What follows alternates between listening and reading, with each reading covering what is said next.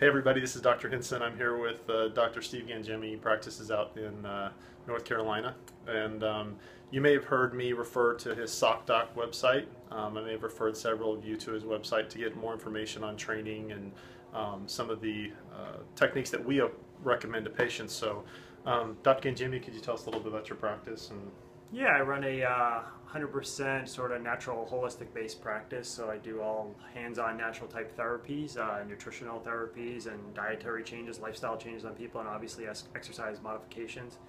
Get a lot of people wearing heart rate monitors to modify and adjust their training if they're training too hard, too often, that sort of thing. And obviously I'm a big thick foot over supportive footwear, minimalistic type person, barefoot type running. I'm obviously big into that and being barefoot and wearing less on your feet as much as you can.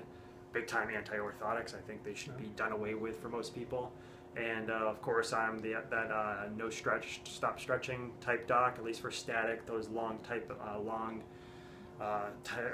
hold and stretch maneuvers that so many people do, especially before even warming up through like some aerobic type of activity. And I think people should be moving often and all day long, and not sitting too stagnantly, but dynamic, natural-based movements. Right.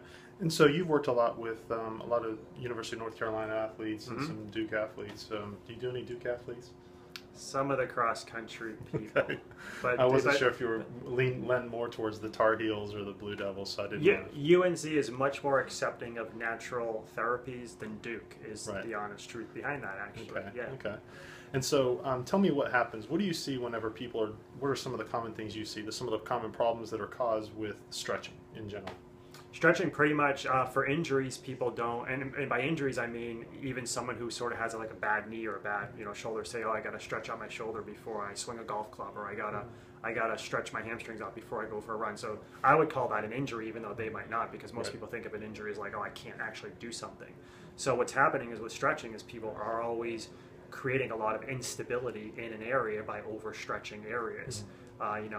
They think it's warming an area up, and all they're doing is prolonging or delaying the healing by trying to increase muscle length and flexibility through this chronic type of stretching maneuver. So they either never heal up those injuries, or they end up creating new ones because they're trying to address it the wrong way.